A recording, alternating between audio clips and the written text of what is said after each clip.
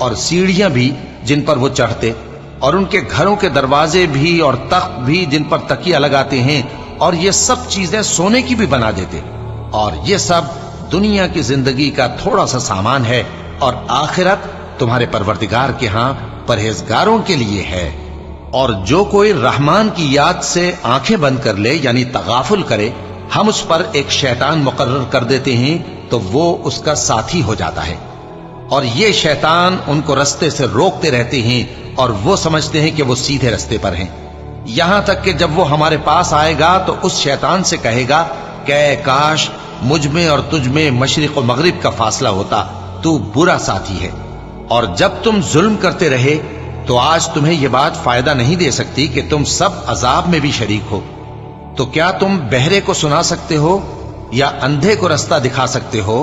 اور جو کھلی گمراہی میں ہو اسے راہ راست پر لا سکتے ہو؟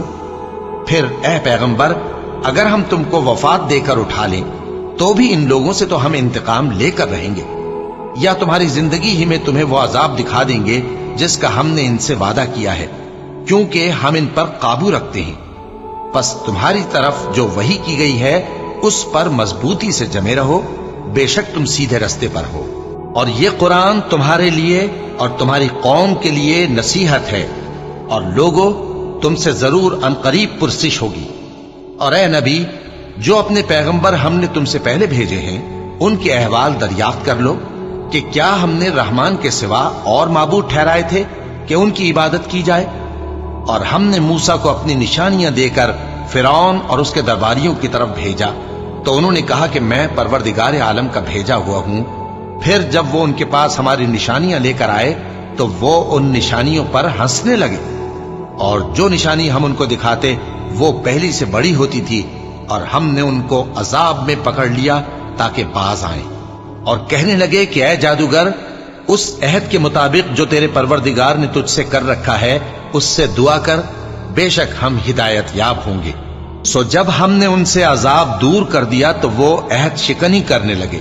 اور فرعون نے اپنی قوم سے پکار کر کہا کہ اے قوم، کیا مصر کی حکومت میرے ہاتھ میں نہیں ہے،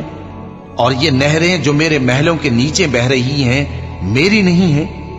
کیا تم دیکھتے نہیں؟ بے شک میں اس شخص سے جو کچھ عزت نہیں رکھتا اور صاف گفتگو بھی نہیں کر سکتا کہیں بہتر ہوں۔ تو اس پر سونے کے کنگن کیوں نہ اتارے گئے، یا یہ ہوتا کہ فرشتے جمع ہو کر اس کے ساتھ آتے؟